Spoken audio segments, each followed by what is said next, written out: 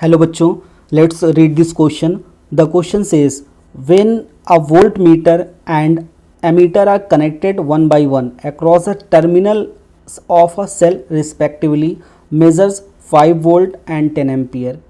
Now all meters are removed and the only resistance of 2 ohm is connected across the terminal of the cell.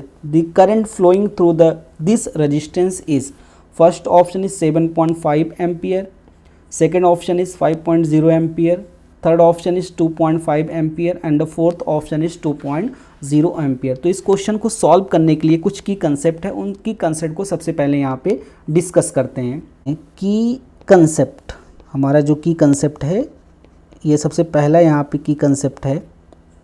First की concept, सबसे पहला यहाँ पे की concept यहाँ पे हो जाएगा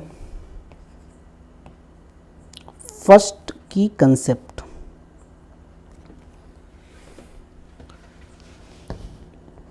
voltmeter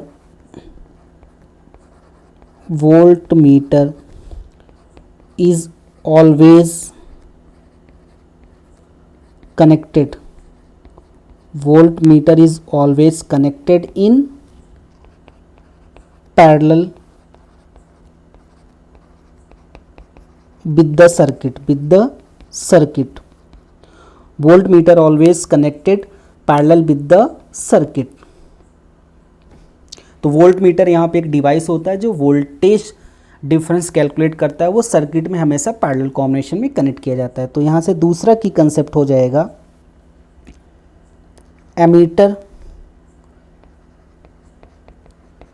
ammeter is always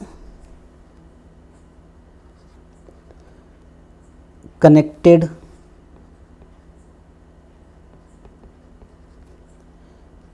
in parallel, connected in series with the circuit.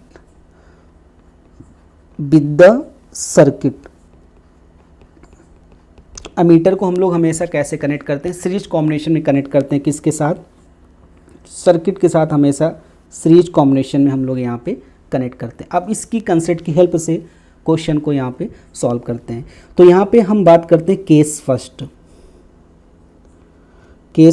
की बात करते हैं. केस फर्स्ट यहाँ पे क्या कर रहा है? वोल्ट मीटर कनेक्ट करते हैं. सबसे पहले यहाँ पे क्या कनेक्ट करते हैं? वोल्ट मीटर यहाँ पे कनेक्ट करते हैं. और ये वोल्ट मीटर कितना वोल्ट मेज़र करता है? सेल के क्रॉस 5 वोल्ट. तो यहाँ पे हम कंसीडर करते हैं हमारे पास एक सेल है, ये हो गया सेल, और इस सेल का इंटरनल रेजिस्टेंस कितना है? जूम कर लेते हैं, स्मॉल आर, ये पॉजिटिव और ये माइनस. और इस सेल का ईएमएफ कितना है? जूम कर लेते हैं यहाँ पे, एप्सिलॉन. तो इस सेल के साथ सबसे पहले एक वोल्ट मीटर कनेक्ट किया गया था. ये हमने यहाँ से एक वोल्ट मीटर यहाँ पे कनेक्ट कर दिया. ये हो गया हमारा वोल्ट मीटर. अब क्वेश्चन में ये जो वोल्ट मीटर है ये कितना वोल्टेज मेज़र करता है अक्रॉस द सेल? ये 5 वोल्ट मेज़र करता है. कितना मेज़र करता है? 5 वोल्ट. इट मीन्स जो एप्सिलॉन की जो वैल्यू हो जाएगी, यानी जो सेल का ईएमएफ हो जाएगा, वो कितना हो जाएगा? 5 वोल्ट.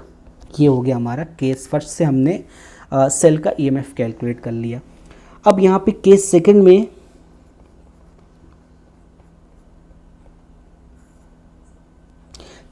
में यहाँ पे एक एमीटर कनेक्ट किया जाता है. तो हम ये जो हमारे पास जो सेल है ये है सेल, और ये सेल का इंटरनल रेजिस्टेंस कितना है? स्मॉल आर, और सेल का ईएमएफ कितना है यहाँ पे? एप्सिलॉन.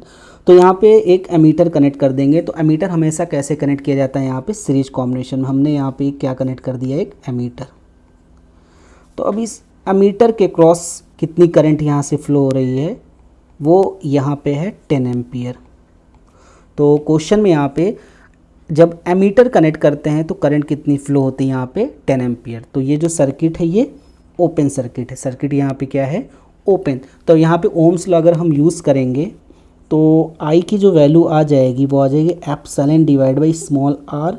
तो एप्सिलॉन यहाँ पे कितना है? यानी सेल का ईएमएफ कितना है? 5, और करंट और इंटरनल रेजिस्टेंस यहाँ पे कितनी? Small are. जो एज्यूम किया गया है, तो यहाँ से स्मॉल r की जो वैल्यू आ जाएगी 5 डिवाइड बाई आई की वैल्यू यहाँ पे कितनी है 10, तो r की वैल्यू यहाँ पे कितनी आ गई 1 डिवाइड बाई 2 ओम। तो यहाँ से हमने r की value 1 divide by 2 ohm calculate कर ली। अब केस सेकेंड में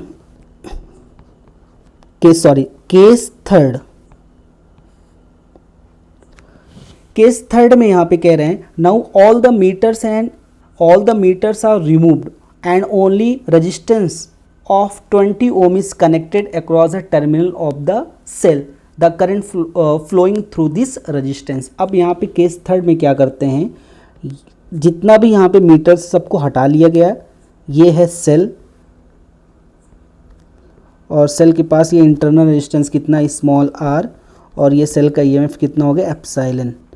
अब इस सेल को यहाँ पे किससे कनेक्ट किया गया है, एक एक्सटर्नल रजिस्टर से यहाँ पे कनेक्ट किया जाता है और जो एक्सटर्नल रजिस्टर यहाँ पे कनेक्ट किया जाता है उसको एज्यूम यहाँ पे कर लेते हैं R और इसकी वैल्यू यहाँ पे क्वेश्चन में गिवन है 2 ओम। एक्सटर्नल रेजिस्टेंस यहाँ पे कितना गिवन है 2 ओम, तो R की वैल्यू यहाँ पे है क्या हो गई 2 ओम। तो एक्सटर्नल रजिस्टर यहाँ से करंट ड्रॉ करेगा, क्या ड्रॉ करेगा करंट। इस करंट की वैल्यू हमें यहाँ पे क्या करना है कैलकुलेट करना है। तो बाई ओम्स लॉ इस I की जो वैल्यू हो जाएगी वो हो जाएगा epsilon divide by total resistance capital R small r। तो यहाँ पे हमने एप्सिलॉन की वैल्यू यहाँ पे कितनी कैलकुलेट की थी 5 वोल्ट। तो यहाँ पे एप्सिलॉन की वैल्यू यहाँ पे कितना पुट कर देंगे 5 वोल्ट, कैपिटल R की वैल्यू यहाँ पे है 2 और स्मॉल r की वैल्यू कितनी 1/2 यानी 0.5। तो I की वैल्यू यहाँ से हो जाएगी 5 डिवाइड बाई 2.5 और 50 डिवाइड बाई 25, या I की वैल्यू यहाँ से हमें मिल जाएगी 2 ampere. So final answer is capital I equal to 2 ampere and fourth option is the correct option. Hope you understood it well. Best of luck.